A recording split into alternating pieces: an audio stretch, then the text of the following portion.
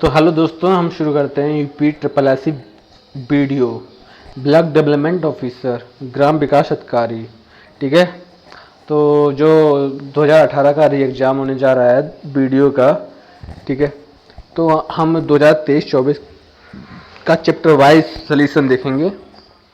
ठीक है, अभी तक जो भी एग्जाम आ चुके हैं, सम्मिलित ग्राम पंचायत अधिकारी, ग्राम विकास अधिकारी, समाज कल्याण पर्यवेक्षक, ठीक है, इन सब में से उत्तर प्रदेश अधीनस्थ सेवा चयन आयोग द्वारा जो भी अभी तक प्रश्न पत्र आयोजित किए गए, उनमें से जो भी प्रश्न आए गए हैं वो उनका अध्ययन हम चैप्टर वाइज करेंगे। ठीक है, उनका रिवीजन हम चैप्टर वाइज करेंगे। और ये यूथ कंपटीशन की बुक है। ठीक है, तो कृपया करके ध्यान से देखें। और अगर आप इस चैनल को देख रहे हैं, इस चैनल पर नए हैं, तो प्लीज़ सब्सक्राइब करना बिल्कुल भी ना भूलें। आपका सब्सक्रिप्शन ही हमारा मोटिवेशन है। ठीक है, तो शुरू करते हैं। देखो, हम प्राचीन इतिहास को देखेंगे। भाग 1, प्राचीन इतिहास। ठीक है, सिंधु घाटी सभ्यता, इंडस वैली सिविलाइजेशन, सिंधु घाटी सभ्यता। ठीक है, ये एक विकसित सभ्यता थी, जैसा कि आप सबको पता है। निम्नलिखित में से किस युग में तांबे का पहली बार उपयोग किया गया था? निम्नलिखित में से किस युग में तांबे का पहली बार उपयोग किया गया था? मध्य पाषाण युग में, ताम्र पाषाण युग में, पुरा पाषाण युग में या नव पाषाण युग में? तो इसका सही आंसर होगा ताम्र पाषाण युग में। ताम्र पाषाण युग से ही सामने आ जाता है तांबा। ठीक है, तो तांबे का आविष्कार, तांबे का सबसे पहले यूज ताम्र पाषाण में किया गया था। ताम्र पाषाण युग नव पाषाण युग के बाद शुरू होता है। ताम्र पाषाण युग नव पाषाण युग के बाद शुरू होता है। यह लगभग 2000 ईसा पूर्व से 1500 ईसा पूर्व के आसपास का कांस्य युग का ही एक भाग माना जाता है। देखो, तांबा ही कांसा बोला जाता है। ठीक है, और ये कांस्य युग के अंतर्गत आता है। और कांस्य युग नव पाषाण युग के बाद में आया है, यानी पहले नव पाषाण युग आया, उसके बाद ताम्र पाषाण युग। तो एक कांस्य युग का भी एक भाग माना जाता है। इस कार्य में मनुष्य पत्थरों के औजारों के साथ साथ तांबे के औजारों का भी प्रयोग करने लगा था। ठीक है, यानी कि ताम्र पाषाण युग आते आते जो मानव था वो पत्थरों के औजार बनाना सीख गया था। उसके बाद तांबे के औजार बनाने का भी प्रयोग करने लगा था। हड़प्पा का एक बंदरगाह है लोथल। ठीक है, लोथल हड़प्पा का एक बंदरगाह है जिसको बोलते हैं डॉकयार्ड। ठीक है, तो यह भारत की गुजरात राज्य में भोगवा नदी के तट पर स्थित है। भारत की गुजरात राज्य में भोगवा नदी के तट पर स्थित है। इसकी खोज सन 1955 से 60 में रंगनाथ राव द्वारा की गई थी। हर एक चीज़ इंपॉर्टेंट है। क्वेश्चन ऐसा पूछा जाता है कि लोथल कहाँ पर है? गुजरात में। लोथल किस नदी के किनारे है? भोगवा नदी के किनारे। लोथल की खोज किसने की थी? रंगनाथ राव ने की थी। लोथल की खोज कब हुई थी? 1955 से लेकर 1960 के मध्य हुई थी। लोथल के पूर्वी भाग में 223 मीटर तथा लंबा तथा 35 मीटर चौड़ा एवं 38 मीटर गहरा गोदीबाड़ यानी बंदरगाह के साक्ष्य मिले हैं। ठीक है, हड़प्पा सभ्यता के दौरान डांसिंग गर्ल यानी कि नर्तकी की कांस्य प्रतिमा बनाने के लिए तकनीक का इस्तेमाल किया गया था। पत्थर की नक्काशी का, हाथी दांत की नक्काशी का, लकड़ी की नक्काशी का, मोम लोप ढलाई कास्टिंग का। तो इसका सीधा आंसर है डी, मोम लोप ढलाई कास्टिंग का। वहां पर उस टाइम की जो प्रतिमाएं थी बहुत गजब की बनाई गई थी। ठीक है, वो एक कांस्य प्रतिमा थी और जिसे नर्तक मूर्ति बोलते हैं, डांसिंग गर्ल। हड़प्पा सभ्यता के दौरान डांसिंग यानी नर्तकी की कांस्य प्रतिमा बनाने के लिए मोम लोप ढलाई यानी लास्ट वैक्स कास्टिंग तकनीक का प्रयोग किया गया था। यह प्रसिद्ध मूर्ति मोहनजोदड़ो से प्राप्त हुई है। यह प्रसिद्ध मूर्ति मोहनजोदड़ो से प्राप्त हुई है। और हड़प्पा सभ्यता विश्व की प्राचीनतम नगरीय सभ्यताओं में से एक है। इसका विस्तार पश्चिमोत्तर भारत में था। अब इससे क्वेश्चन कैसे बन सकता है कि डांसिंग गर्ल यानी नर्तकी की मूर्ति कहाँ से प्राप्त हुई है? अब आते हैं क्वेश्चन नंबर 4 पर। तो क्वेश्चन नंबर 4 क्या कह रहा है, देखते हैं। तो क्वेश्चन नंबर 4 कह रहा है कि छठी 5वीं शताब्दी ईसा पूर्व में तुर्की के लोगों ने सिंध के पूर्व में लोगों द्वारा इस्तेमाल की जाने वाली भाषा को कहा था। तुर्की के लोगों ने सिंध के पूर्व के लोगों द्वारा इस्तेमाल की जाने वाली भाषा को 6वीं 7वीं शताब्दी में क्या कहा था? हिंदी, हिंदवी, अल हिंद या इनमें से कोई नहीं। तो इसका सही आंसर होगा हिंदवी। जो तुर्की लोग थे वो उन्होंने सिंध के पूर्व लोगों द्वारा इस्तेमाल की जाने वाली भाषा को हिंदवी कहा। 5वीं से 6वीं शताब्दी ईसा पूर्व में तुर्की लोगों ने सिंध के पूर्व में लोगों द्वारा इस्तेमाल की जाने वाली भाषा को हिंदवी कहा। 6वीं से 5वीं शताब्दी ईसा पूर्व में सिंध नदी के पूर्व के क्षेत्र को संदर्भित करने के लिए फारसी शब्द हिंदू का प्रयोग किया गया था। तुर्कों ने सिंधु के पूर्व के लोगों द्वारा हिंदू, उनकी भूमि को हिंदुस्तान और उनकी भाषा को हिंदवी कहा। ठीक है। हड़प्पा, क्वेश्चन नंबर 5 है कि हड़प्पा संस्कृति की मोहर और टेराकोटा कला पर निम्नलिखित में से किस जानवर को दर्शाया गया है? संस्कृति की मोहर और टेराकोटा कला पर निम्नलिखित में से किस जानवर को दर्शाया गया है? बाघ, गाय, गैंडा या हाथी? तो इसका सही आंसर होगा गाय। नहीं दर्शाया गया है, गाय को नहीं दर्शाया गया है, बाघ को भी दर्शाया गया है, गैंडा और हाथी इन तीनों को दर्शाया गया है। हड़प्पा संस्कृति की मोहर और टेराकोटा कला पर गाय को नहीं दर्शाया गया है। इस काल में मोहरें वर्गाकार, त्रिकोणीय और आयताकार होती थी। मुद्रा लेख दाईं ओर से बाईं ओर लिखी जाती थी। इस पर बैल, गैंडा, हाथी आदि के चित्र मिलते हैं। टेराकोटा पकी हुई मिट्टी से बनाई गई मूर्तियां होती थीं। टेराकोटा कला राजस्थान की प्रसिद्ध हस्तकलाओं में से एक है। क्वेश्चन नंबर 6 है कि हड़प्पा काल में इनमें से कौन सा नगर 3 भागों में विभाजित है? तो 3 भागों में विभाजित है हड़प्पा काल में। इनमें से कौन सा? लोथल, मोहनजोदड़ो, कालीबंगा या धौलावीरा? तो इसका सही आंसर होगा धौलावीरा। हड़प्पा काल का पुरास्थल धौलावीरा गुजरात के कच्छ का रण में स्थित है। दीप खाद जो मध्य स्थित दीप खादिर में स्थित है। धौलावीरा 3 भागों में विभाजित है। नगर के महाप्रसाद वाले भाग के उत्तर में एक विस्तृत एवं संपूर्ण एवं व्यापक समतल मैदान के अवशेष मिले हैं। इसके उत्तर में नगर का मध्य भाग है जिसे पूर्व की संज्ञा दी गई है। उत्तर में नगर का मध्य भाग है जिसे पूर्व की संज्ञा दी गई है। इसके पूर्व में नगर का तीसरा महत्वपूर्ण भाग है जिसे निचला शहर या अबोम नगर कहा जाता है। यह भारत में स्थित सिंधु सभ्यता का दूसरा सबसे बड़ा नगर है। धौलावीरा की खोज 1967 से 68 में जेपी जोशी ने की थी। धौलावीरा में विशाल जलाशय के साक्ष्य प्राप्त हुए हैं। ठीक है। देखो क्वेश्चन कैसे बन सकता है। हड़प्पा काल में सबसे पहले 3 भागों से हड़प्पा कालीन नगर कौन सा है? घिरा हुआ हड़प्पा कालीन नगर है धौलावीरा। धौलावीरा गुजरात के कहाँ स्थित है? तो धौलावीरा गुजरात के कच्छ के रण के मध्य स्थित खादर में स्थित है। धौलावीरा को 3 भागों में विभाजित किया गया है।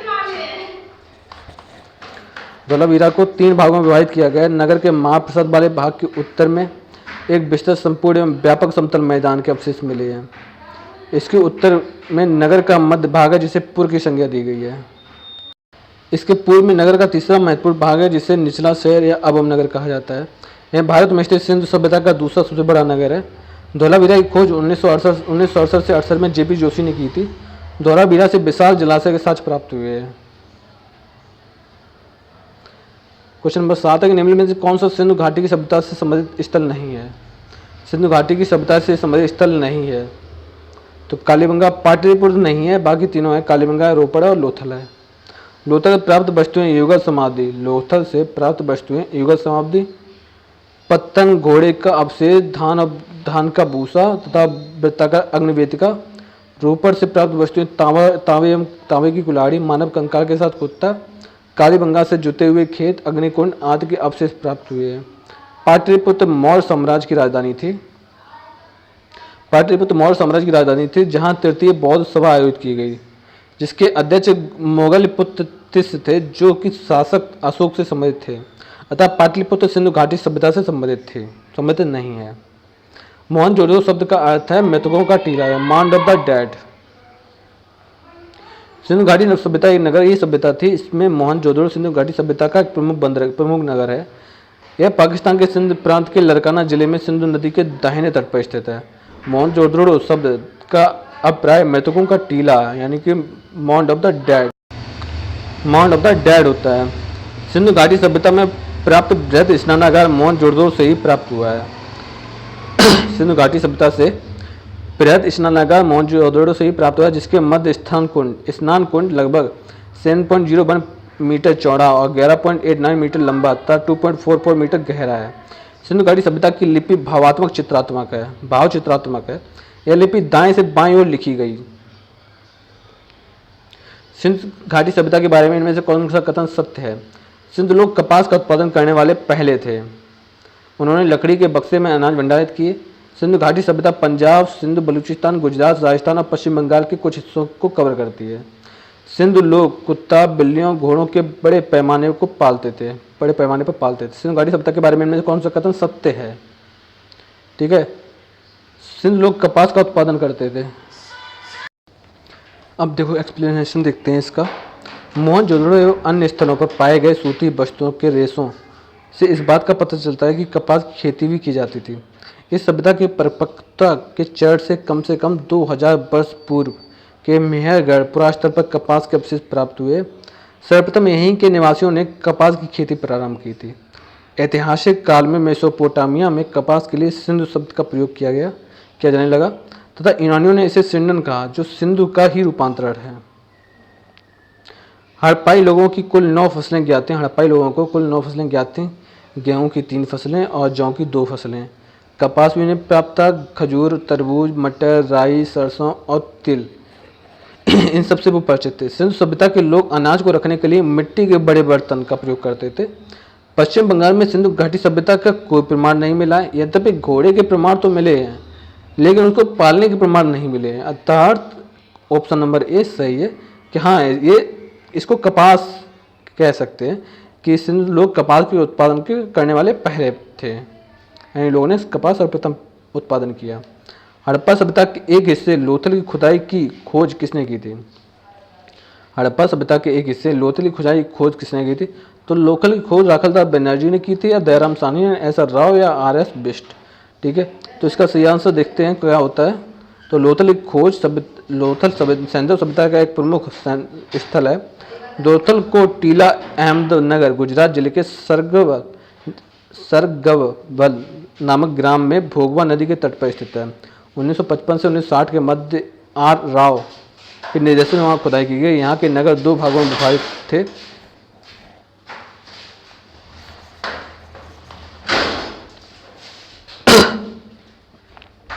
यहाँ के नगर 2 राज्यों में विभाजित थे, दुर्ग और निचला नगर। संपूर्ण बस्ती एक ही प्राचीर से घिरी थी। लोथल से मनका बनाने का कारखाना, गोदीबाड़े, धान के साच, अग्निकुंड के साच मिले हैं। सिंधु सभ्यता में घोड़े की अस्थियों का अवशेष कहाँ मिला है? सिंधु सभ्यता में घोड़ी की अस्थियों का अवशेष कहाँ मिला है? तो वनावली में मिला है, चिन्हुदड़ो में मिला है, सुतकांगडोर में मिला है, सुरकोटदा में मिला है। तो घोड़े की अस्थियों के अवशेष सुरकोटदा में मिला है। सुरकोटदा गुजरात के कच्छ जिले में स्थित है। यहाँ से घोड़े की अस्थियाँ तथा एक कब्रगाह के अवशेष प्राप्त हुए हैं। सुरकोटदा से समाधान की एक नई विधि कलश समाधान का उदाहरण प्राप्त हुआ है। लोथल से घोड़ों की लघु मृण मूर्तियों के अवशेष प्राप्त हुए हैं। ठीक है, तो ये सिंधु सभ्यता वाला हिस्सा पूरा हुआ। अब आते हैं वैदिक सभ्यता, यानी कि वैदिक सिविलाइजेशन। उपनयन समारोह से क्या तात्पर्य है? बच्चे को एक औपचारिक नाम दिया जाना, बच्चे को सूर्य और चंद्र की औपचारिक दर्शन कराए जाते हैं, बच्चे को पवित्र जनेऊ धारण कराया जाता है, बच्चे का विवाह किया जाता है।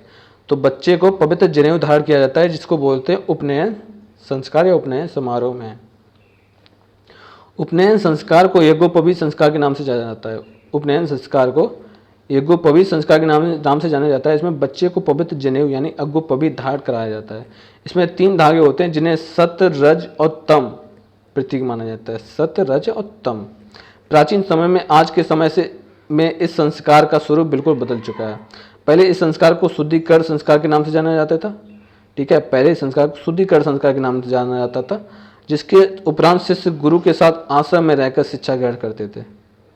इस संस्कार के उपरांत बालकों को द्विज कहा जाता था। पहले यह अनिवार्य नहीं था, परंतु कर्मकांडों में इसे अनिवार्य कर दिया गया। सामान्यतः विवाह पूर्व किया जाने लगा। ठीक है, सत्यमेव जयते महाकाव्य कहाँ से उद्धृत है? सिंपल बात है, मुंडक उपनिषद। बच्चों को पता होता है कि सत्यमेव जयते कहाँ से लाया गया है। वो लाया गया मुंडक उपनिषद से। ठीक है, इसी उपनिषद में यज्ञ की तुलना टूटी नाव से की है। मुंडक उपनिषद अथर्ववेद से संबंधित है। सत्यमेव जयते भारत का एक आदर्श वाक्य है। सत्यमेव जयते उत्तर प्रदेश के वाराणसी स्थित सारनाथ में 250 ईसा पूर्व में सम्राट अशोक द्वारा बनाए गए स्तंभ के शिखर पर अंकित है। इसका अर्थ है सत्य की सदैव विजय होती है। वेदों के गद्य प्रकरण क्या कहलाते हैं? वेदों के गद्य प्रकरण क्या कहलाते हैं? संहिता, ब्राह्मण, अरण्य, उपनिषद। वेदों के गद्य प्रकरण को क्या कहा जाता है? संहिता, ब्राह्मण, अरण्य, उपनिषद। ठीक है, तो इसका सही आंसर होगा कि वेदों के गद्य प्रकरण को ब्राह्मण कहा जाता है। वे वेदों के गद्य भाग हैं जिनके द्वारा वेदों को समझने में सहायता मिलती है। ब्राह्मण, ठीक है, वेदों को समझने के लिए देखो ब्राह्मण एक गद्य भाग है, ठीक है, जो वेदों को समझने में सहायता करता है। अरण्यक, देख अरण्यक शब्द का अर्थ होता है वन में लिखा जाने वाला। इन्हें वन पुस्तक कहा जाता है। इन्हें जंगलों में रहने वाले सन्यासियों और छात्रों के लिए लिखा गया था। उपनिषद, उपनिषद शब्द ब्रह्म विद्या या आत्मविद्या का प्रकाशक है। उपनिषद शब्द 3 शब्द से बना है। उप, धन, नी, धन, सा के समायोजन से बना है। उपनिषद, उप मतलब होता है निकट, नी मतलब होता है श्रद्धा, सद मतलब बैठना। अतः उपनिषद शब्द का अर्थ होता है शिष्य का गुरु के निकट उपदेश प्राप्त करने के लिए श्रद्धा पूर्वक परमत्व का गूढ़ उपदेश सुनने के लिए बैठना। ये वेदों के अंतिम भाग है। इन्हें वेदांत भी कहते हैं। उपनिषद को वेदांत भी कहते हैं। ठीक है, ये वेदों के अंतिम भाग होते हैं। निम्नलिखित में से कौन सा ज्ञान के सिद्धांत पर बल देता है? ज्ञान के सिद्धांत पर। ठीक है, योग दर्शन, वेदांत दर्शन, सांख्य दर्शन या उपनिषद? तो उपनिषद है वो ज्ञान के सिद्धांत पर बल देता है। बाकी चीजें देखते हैं।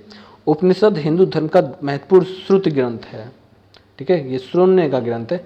ये वैदिक वागम में के अभिन्न भाग है। इसमें परमेश्वर, परमात्मा, ब्रह्म और आत्मा के स्वभाव और संबंध का बहुत ही दार्शनिक एवं ज्ञानपूर्ण वर्णन किया गया है।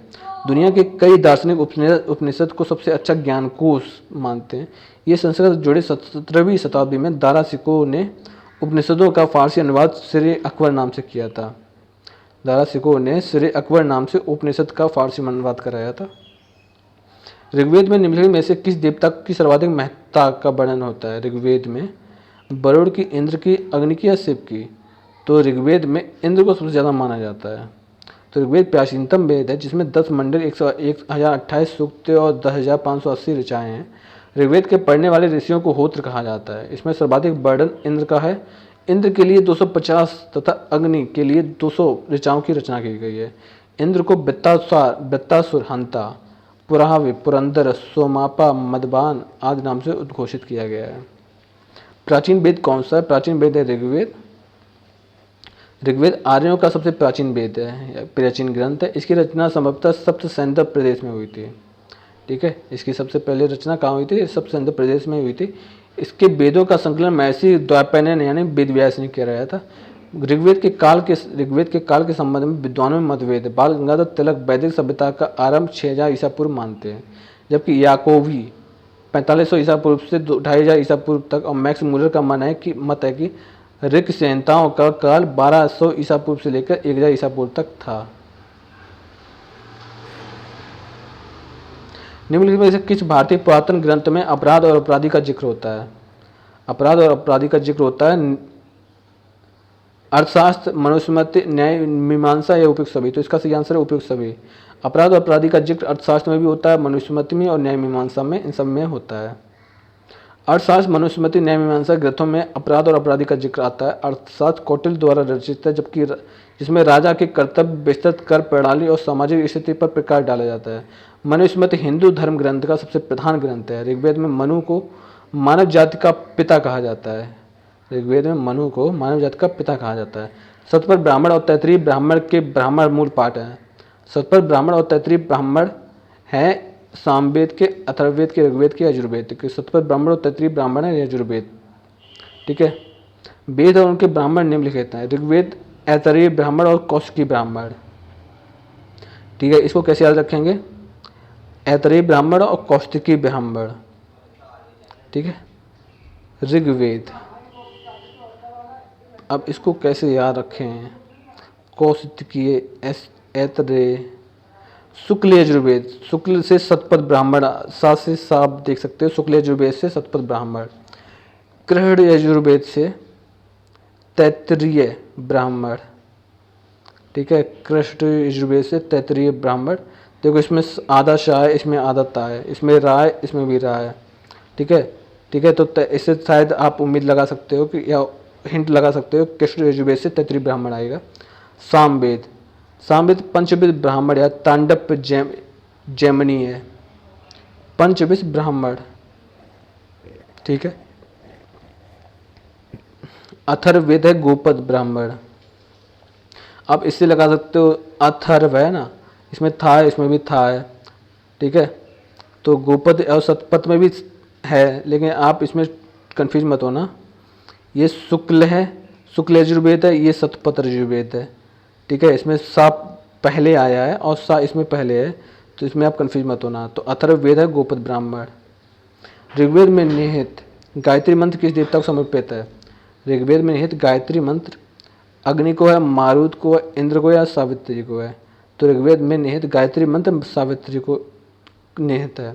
ऋग्वेद के तीसरे मंडल में निहित गायत्री मंत्र सविता यानी सावित्री देवता को समर्पित है। इस मंडल की रचना विश्वामित्र ने की थी। ऋग्वेद में 10 मंडल हैं। ऋग्वेद के 2 से 7 तक के मंडल सबसे पुराने हैं, जबकि जब सूर्य चमकने लगता है तो उसे सविता कहा जाता है, आकाश का देवता है। सर्वाधिक प्राचीन पुराण कौन सा है? मत्स्य पुराण, विष्णु पुराण, नारद पुराण या वामन पुराण? ठीक है, तो सबसे प्राचीन पुराण है मत्स्य पुराण। भारतीय ऐतिहासिक कथाओं का सबसे अच्छा क्रमबद्ध विवरण पुराणों से मिलता है। इनकी संख्या 18 है। यानी पुराणों की संख्या कितनी? 18 है। पुराणों का शाब्दिक अर्थ होता है प्राचीन आख्यान एवं संकलन महर्षि वेदव्यास ने किया, जिनमें से 5 मत्स्य, वायु, विष्णु, ब्रह्म, भागवत पुराण सबसे प्रमुख हैं। पुराणों में मत्स्य पुराण सबसे प्राचीन एवं प्रमाणिक है। पुराण संभवतः 3री एवं 4री सदी में लिखे गए थे। निम्नलिखित में से कौन सा उपवेद नहीं है? निम्नलिखित में से कौन सा उपवेद नहीं है? धनुर्वेद, सशस्त्रवेद, आयुर्वेद या योगवेद? तो आयुर्वेद, धनुर्वेद, शस्त्रास्त्र और योगवेद, इनमें से कौन सा उपवेद नहीं है? देखते हैं। तो उपवेद वेद से संबंधित माने जाते हैं। उपवेदों की संख्या 4 होती है, आयुर्वेद, गंधर्ववेद, धनुर्वेद और शिल्पवेद। ठीक है, आयुर्वेद, गंधर्ववेद, धनुर्वेद एवं शिल्पवेद। स्थापत्य वेद, जबकि योग वेद उपवेद नहीं है। ठीक है, योग वेद उपवेद नहीं है। धनुर्वेद यजुर्वेद का उपवेद है। धनुर्वेद यजुर्वेद का उपवेद है। आयुर्वेद ऋग्वेद का उपवेद है। गंधर्ववेद सामवेद का उपवेद है तथा शिल्पवेद अथर्ववेद का उपवेद है, लेकिन योग वेद उपवेद नहीं है। वैदिक देवता इंद्र किसका देवता था? हवा का, तूफान का, वर्षा या चक्रवात का या अग्नि का? तो ये था वर्षा एवं चक्रवात का। ऋग्वैदिक लोग प्राकृतिक शक्तियों का मानवीकरण कर उसकी पूजा करते थे। देवों की पूजा की प्रधान विधि थी स्तुति पाठ करना एवं यज्ञ में बलि चढ़ाना। प्रारंभ में आर्यों के प्रमुख देवता वरुण थे, लेकिन ऋग्वेद के रचना काल तक इंद्र सर्वप्रमुख देवता हो गए थे। इंद्र युद्ध का देवता, दुर्गों को तोड़ने वाला या पुरंदर, वर्षा व चक्रवात का देवता माना जाता था। ऋग्वेद में इंद्र के लिए 250 ऋचाओं की रचना की गई है। ऋग्वेद में महाजनपद काल, राजा बिंबिसार के दरबार में उस प्रसिद्ध चिकित्सक का क्या नाम है जो भगवान बुद्ध के निजी चिकित्सक थे? ठीक है, राजा बिंबिसार के दरबार में उस प्रसिद्ध चिकित्सक का नाम क्या था जो भगवान बुद्ध के निजी चिकित्सक थे? अजातशत्रु, सारिपुत्र, जीवक या राहुल? तो इसका सही आंसर होगा जीवक। बिंबिसार हर्यक वंश का संस्थापक था। वह बौद्ध धर्म का अनुयायी था। इसके दरबार में प्रसिद्ध चिकित्सक जीवक रहते थे, जिन्होंने भगवान बुद्ध का निजी चिकित्सक के रूप में उनकी सेवा के लिए भेजा गया था। अजातशत्रु पूर्वी भारत में मगध के हर्यक वंश का एक राजा था, जो वह बिंबिसार का पुत्र था, अजातशत्रु। जैन एवं बौद्ध धर्म देखते हैं। जैन धर्म का सबसे महत्वपूर्ण मौलिक सिद्धांत है कर्म, अहिंसा, वैराग्य, निष्ठा। ठीक है, तो इसका सही आंसर है अहिंसा। अहिंसा जैन धर्म के 5 सिद्धांतों में सबसे मौलिक है। भगवान महावीर ने भी अहिंसा को प्रमुख स्थान दिया है। अहिंसा परमो धर्मा, ये सिद्धांत, ये वाक्य है। जैन धर्म के 5 सिद्धांत देखते हैं। अहिंसा, सत्य, अस्तेय, अपरिग्रह, ब्रह्मचर्य। अहिंसा जीवों को चोट ना पहुंचाना, सत्य झूठ ना बोलना, अस्तेय यानी चोरी ना करना, अपरिग्रह संपत्ति का संचय ना करना और ब्रह्मचर्य किसी स्त्री से संसर्ग की मनाही। अब आते हैं नेक्स्ट पर। गौतम बुद्ध को ज्ञान किस नदी के तट पर प्राप्त हुआ था? गंगा पर, गंडक पर, पुनपुन पर या निरंजना पर? तो गौतम बुद्ध को ज्ञान निरंजन नदी के तट पर प्राप्त हुआ था। गौतम बुद्ध बौद्ध धर्म के संस्थापक थे। उन्होंने 29 वर्ष की अवस्था में गृह त्याग दिया। उनके गृह त्याग की इस घटना को बौद्ध साहित्य में महाविनिष्क्रमण कहा जाता है। उन्हें बोध गया में एक पीपल वृक्ष के नीचे निरंजना नदी के तट पर, पीपल वृक्ष के नीचे निरंजना नदी के तट पर बैसाख पूर्णिमा के दिन ज्ञान प्राप्त हुआ था। गौतम बुद्ध ने सारनाथ में अपना पहला उपदेश दिया था। भूमि स्पर्श मुद्रा में, धम्म चक्र प्रवर्तन मुद्रा में, अभय मुद्रा में या ध्यान मुद्रा में? तो सही आंसर होगा धम्म चक्र प्रवर्तन मुद्रा में। जो उन्होंने पहला उपदेश दिया था उसको बोलते धम्म चक्र प्रवर्तन। गौतम बुद्ध ने सारनाथ में अपना पहला उपदेश धम्म चक्र प्रवर्तन मुद्रा में दिया था। बौद्ध धर्म के प्रवर्तक गौतम बुद्ध का जन्म 563 ईसा पूर्व में कपिलवस्तु के समीप लुम्बिनी, आधुनिक नेपाल में हुआ था। इनके पिता सुदोधन कपिलवस्तु के शाह के गढ़ के प्रधान थे तथा माता महामाया कोले गौड़राज की कन्या थी। इनके बचपन का नाम सिद्धार्थ था। सांसारिक दुखों से व्यथित होकर सिद्धार्थ ने 29 वर्ष की अवस्था में गृह त्याग दिया, जिसे बौद्ध धर्म ग्रंथ में मानवीय निष्क्रमण कहा जाता है। निम्नलिखित में से किस स्थान पर प्रथम बौद्ध संगीति का आयोजन किया गया था? तो प्रथम बौद्ध संगीति का आयोजन राजगिरी में किया गया था। ठीक है, भूलना मत, राजगिरी में प्रथम बौद्ध संगीति का आयोजन किया गया था। प्रथम बौद्ध संगीति का आप पाटलिपुत्र, गया या कैसमी में टिक नहीं करोगे, लेकिन गया पाटलिपुत्र में टिक कर सकते हो, लेकिन आपको ध्यान रखना है कि राजगिरी में प्रथम बौद्ध संगीति का आयोजन किया गया था। बौद्ध संगीति का आयोजन 483 ईसा पूर्व में राजगिरी में हुआ था। यहाँ संगीत मगध सम्राट अजातशत्रु के काल में थी। इसकी अध्यक्षता महाकश्यप ने की थी। द्वितीय बौद्ध संगीति वैशाली में, तृतीय बौद्ध संगीति पाटलिपुत्र में, चतुर्थ बौद्ध संगीति कुंडलवन में हुई थी। अन्य 3 बौद्ध संगीतियों का आयोजन निम्न स्वरूप में है। द्वितीय बौद्ध संगीति 383 ईसा पूर्व में वैशाली में सवाकामी की अध्यक्षता में कालाशोक के शासनकाल में हुई थी। तृतीय बौद्ध संगीति 250 से 251 में पाटलिपुत्र के मोगल पुत्र तिस अध्यक्षता और अशोक के शासनकाल में था।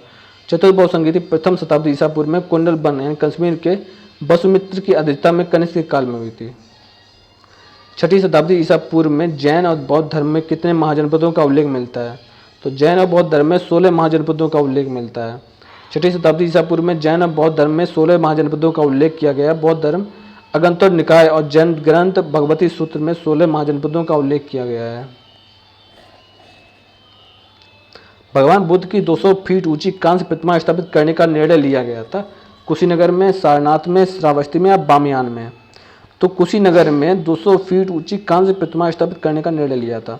दिसंबर 2013 में उत्तर प्रदेश के पूर्व मुख्यमंत्री अखिलेश यादव ने मैत्री परियोजना के तहत सबसे ऊंची 200 फीट भगवान बुद्ध की कांस्य प्रतिमा उनके महापरिनिर्माण स्थल कुशीनगर में स्थापित करने का निर्णय लिया। ज्ञातव्य है कि इस प्रोजेक्ट का पुनर्संचालन वर्ष 2019 में शुरू किया गया है।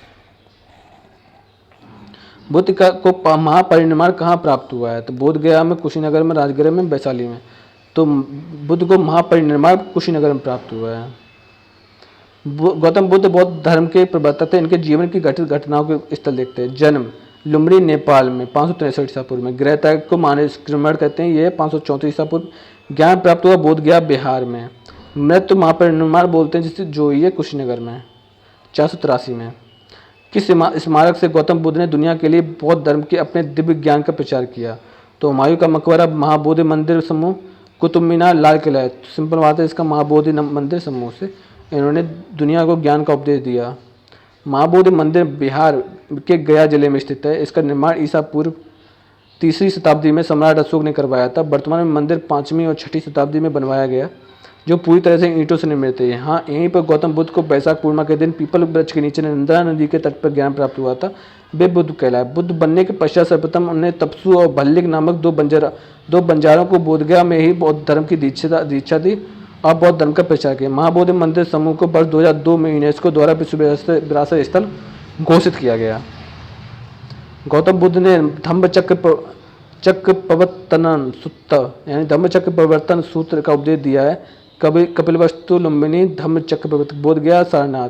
तो सही आंसर है इसका सारनाथ में। महात्मा गौतम बुद्ध ने प्रथम उपदेश को धम्म चक्र प्रवर्तन कहा। गौतम बुद्ध ने अपना प्रथम उपदेश 5 ब्राह्मणों को सारनाथ, उत्तर प्रदेश, वाराणसी में दिया। सारनाथ को ऋषि पत्तनम नाम से भी जाना जाता है।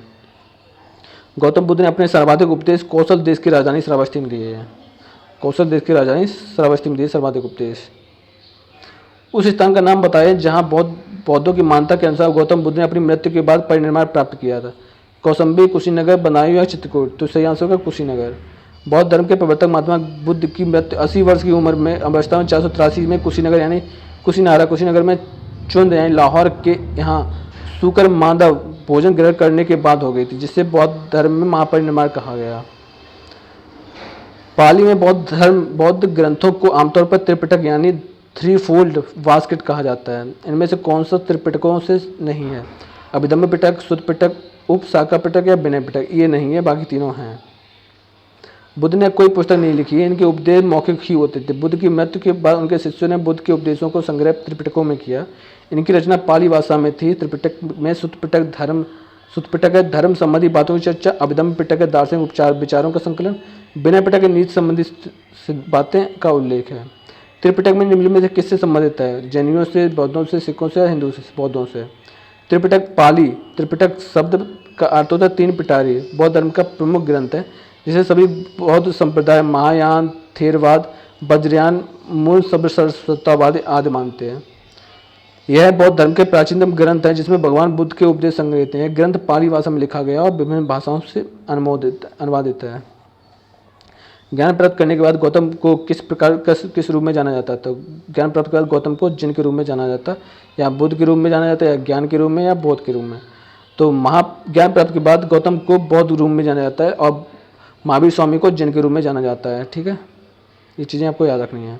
गौतम बुद्ध का जन्म लुम्बिनी के 563 ईसा में गौतम बुद्ध हुआ था। गौतम बुद्ध ने बिहार के बोधगया में महाबोधि वृक्ष पीपल के नीचे कई वर्षों तक कठिन तपस्या करके और कठोर साधना करके ज्ञान प्राप्त किया। ज्ञान प्राप्त के बाद वह सिद्धार्थ को गौतम से बुद्ध तथा तथागत रूप में जाना जाने लगा। बोधगया एक महत्वपूर्ण बौद्ध तीर्थ केंद्र क्यों है? क्योंकि गौतम बुद्ध यहाँ पैदा हुए थे, क्योंकि गौतम बुद्ध ने यहाँ ज्ञान प्राप्त किया, क्योंकि गौतम बुद्ध ने ज्ञान प्राप्त करने के बाद यहाँ अपना पहला उपदेश दिया, क्योंकि गौतम बुद्ध ने यहाँ निर्माण प्राप्त किया था, बोधगया। ठीक है, सही आंसर का बौद्ध धर्म के संस्थापक गौतम बुद्ध थे। गौतम बुद्ध का जन्म 563 में कपिलवस्तु लुम्बिनी नामक स्थान पर हुआ था। 35 वर्ष की आयु में वैशाख पूर्णिमा की रात को निरंजन यानी फाल्गुन नदी के किनारे गौतम बुद्ध को पीपल के वृक्ष के नीचे बोधगया में ज्ञान प्राप्त हुआ। गौतम बुद्ध ने अपने सर्वप्रथम उपदेश सारनाथ, श्रीपत्तनम एवं या मृगदाओं में 5 ब्राह्मणों को दिया, जिसे बौद्ध ग्रंथ में धर्म चक्र प्रवर्तन कहा गया। बुद्ध ने अपने उपदेश जनसाधारण की भाषा पाली में दिए। गौतम बुद्ध की मृत्यु 80 वर्ष की अवस्था में 483 ईसा पूर्व में कुशीनगर में हो गई थी, जिसे बौद्ध धर्म में महापरिनिर्वाण कहा जाता है। बुद्ध ने अपना पहला उपदेश कहाँ दिया है? कुशीनगर, सारनाथ, अयोध्या, वाराणसी। तो बुद्ध ने अपना पहला उपदेश दिया है सारनाथ में। ठीक है, उन्होंने अपना पहला उपदेश सारनाथ यानी जिसे पत्तनम यानी मृगदाओं में दिया है, जिसे बौद्ध धर्म ग्रंथ में धर्म चक्र प्रवर्तन कहते हैं। सारनाथ कहाँ है? बिहार, बोधगया। बौद्धों के लिए उत्तर प्रदेश में स्थित सारनाथ क्यों महत्वपूर्ण है? भगवान बुद्ध ने सारनाथ में ज्ञान प्राप्त किया। भगवान बुद्ध का जन्म सारनाथ में हुआ। भगवान बुद्ध का सारनाथ में महापरिनिर्वाण हुआ। ज्ञान प्राप्त के बाद भगवान बुद्ध ने सारनाथ में अपना पहला उपदेश दिया। सही आंसर है डी।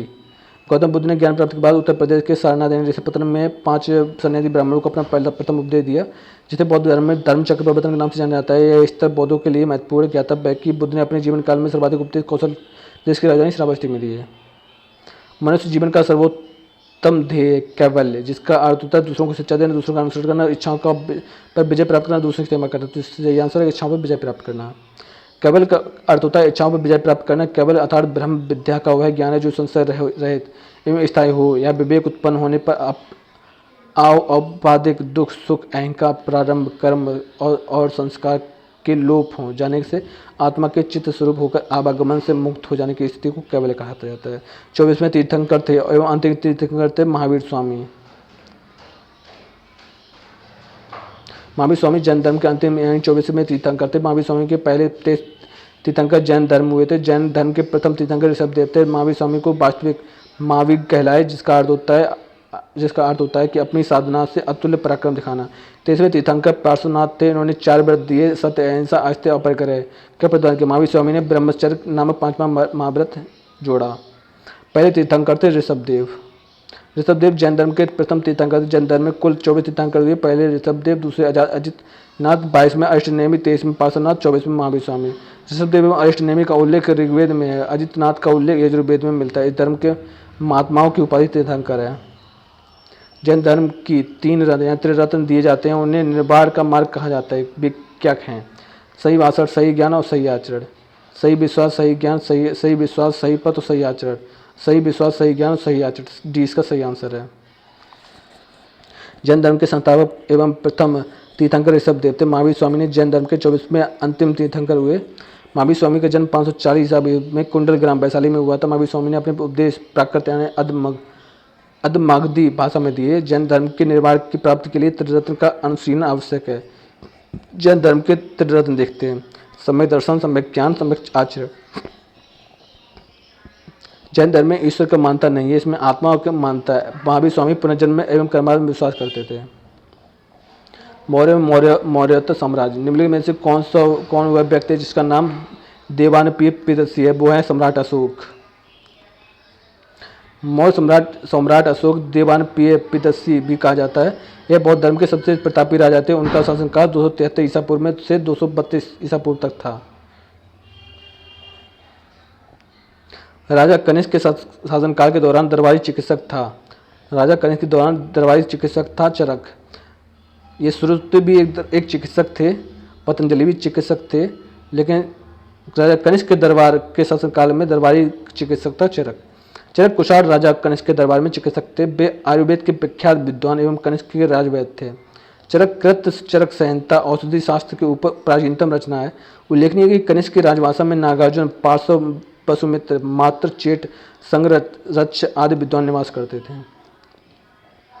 नगर पालिका प्रशासन की एक विस्तृत प्रणाली की स्थापना के लिए निम्नलिखित में से सबसे प्रसिद्ध राजा का नाम बताइए। नगर पालिका प्रशासन की एक विस्तृत प्रणाली की स्थापना के लिए निम्नलिखित में से सबसे प्रसिद्ध राजा का नाम है चंद्रगुप्त विक्रमादित्य, चंद्रगुप्त मौर्य, कनिष्क, अकबर। तो इसका सही आंसर होगा चंद्रगुप्त मौर्य। इन्होंने विस्तृत प्रणाली की स्थापना की, नगरीय प्रशासन की।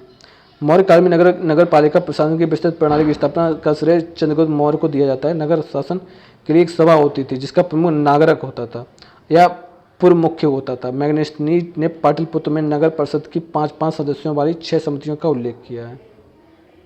प्रथम समिति औद्योगिक कला एवं कारीगरों का निरीक्षण करती थी। द्वितीय समिति विदेशी यात्रियों को भोजन, निवास और चिकित्सा का प्रबंधन करती थी। तृतीय समिति जनगणना का हिसाब रखती थी। चतुर्थ समिति नगर के व्यापार वाणिज्य की देखरेख करती थी। पांचवी समिति उद्योग समिति थी जो वस्तुओं की मिलावट को रोकती थी। छठी समिति कर समिति थी जिसका काम विक्रय वस्तुओं पर कर वसूलना था। कनिष्क के शासनकाल के दौरान निम्नलिखित में से कौन सी बौद्ध संगीति का आयोजन हुआ था? कनिष्क के शासनकाल में तो प्रथम, दूसरी, तिथि, चौथी या प्रथम, दूसरी, चौथी, पांचवी। तो इसका सही आंसर होगा चौथी। ठीक है, कनिष्क के शासनकाल में निम्नलिखित में से कौन सी बौद्ध संगीति आयोजित की गई थी? चौथी।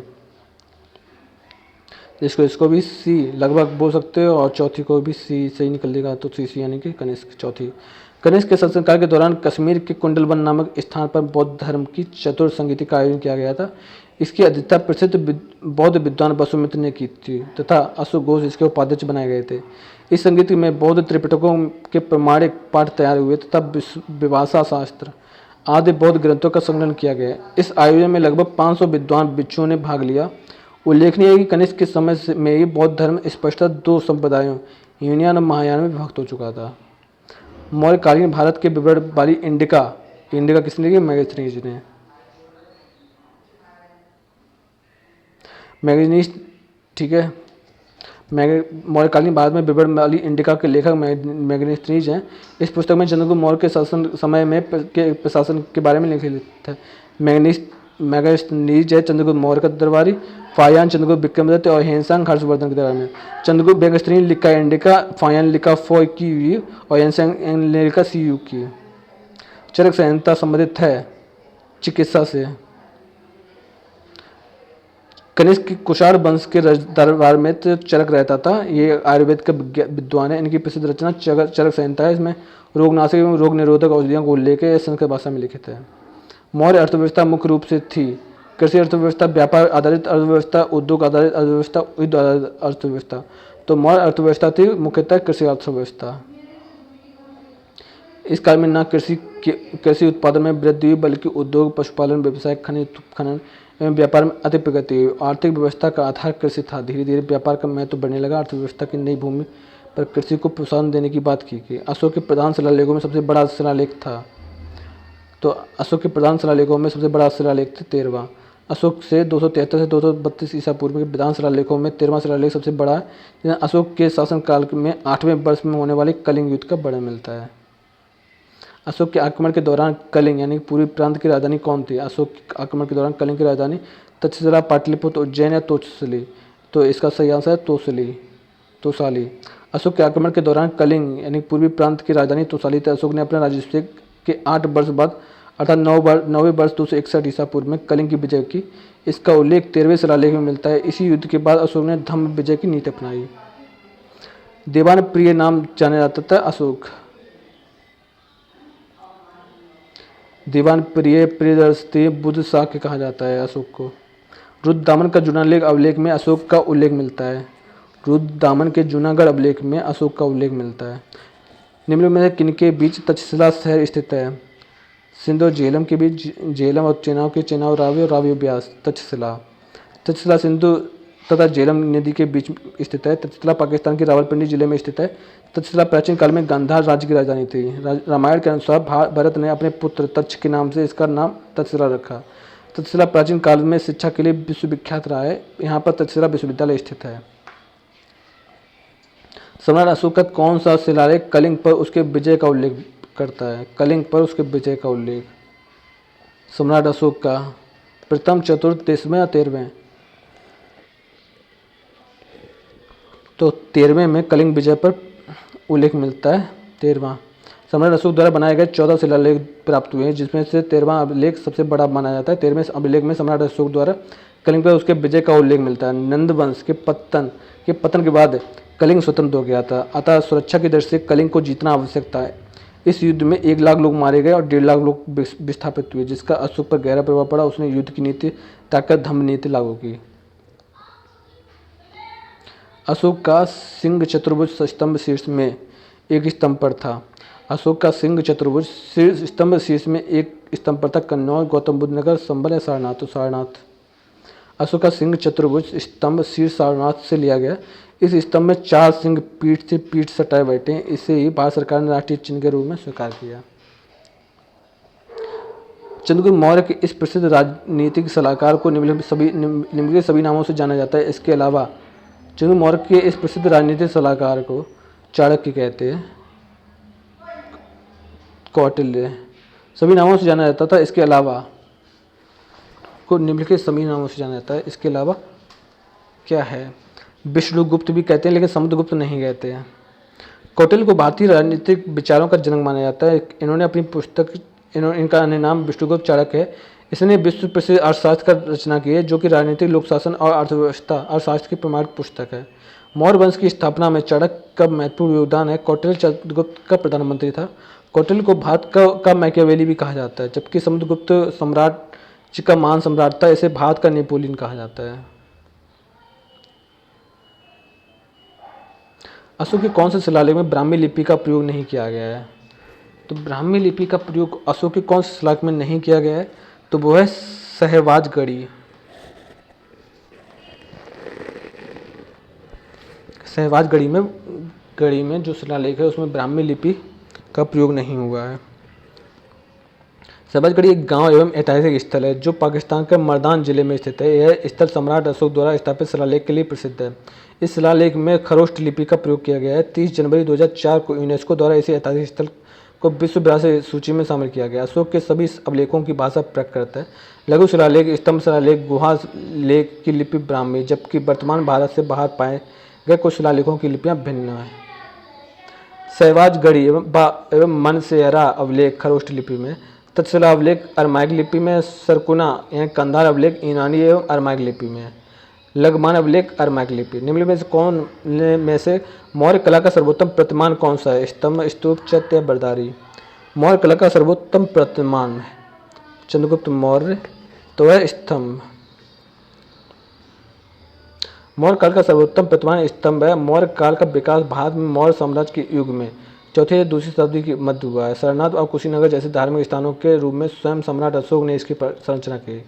निम्नलिखित में से कौन सा अशोक के साम्राज्य अधीन नहीं था? कश्मीर, गुज्जर, कर्नाटक या कामरूप? तो कामरूप साम्राज्य अशोक के अधीन नहीं था।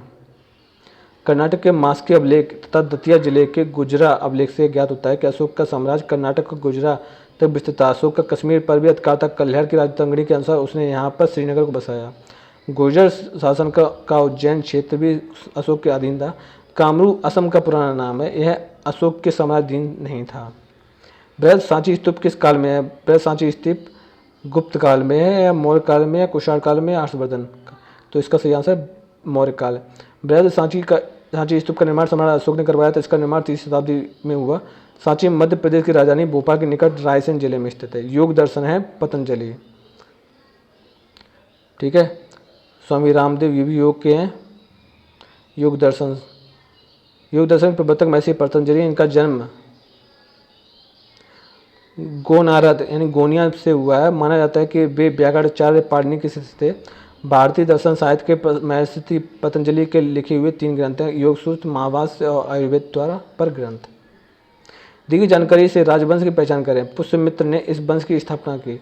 इसके प्रभुत्व दक्षिणा में नर्मदा नदी तक फैले थे तथा पाटलिपुत्र, अयोध्या और विदिशा के शहर शामिल थे। उन्होंने अश्वमेध बलिदान की। उन्होंने बैक्ट्रियन राजा डेमेट्रियस को भी हराया। राजवंश का 5वां राजा भागभद्र तथा पतंजलि का गौरव ग्रंथ महाभाष्य इस समय के दौरान लिखा गया था।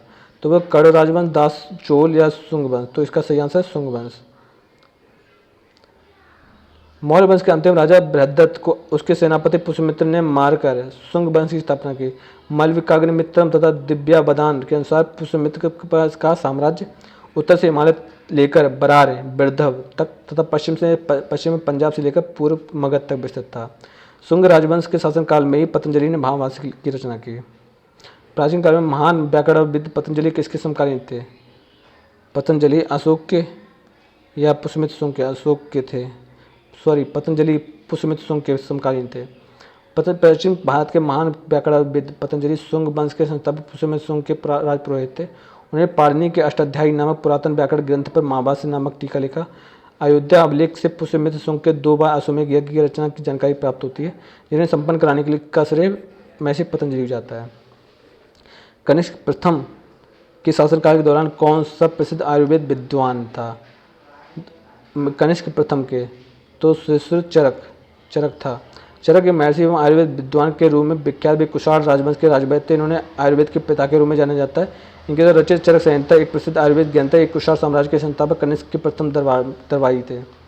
कुषाण मूलतः कहाँ के निवासी थे? मध्य एशिया के, चीनी तुर्किस्तान के, तिब्बत के, एशिया के, ईरान के। तो कुषाण मुख्यतः थे चीनी तुर्किस्तान।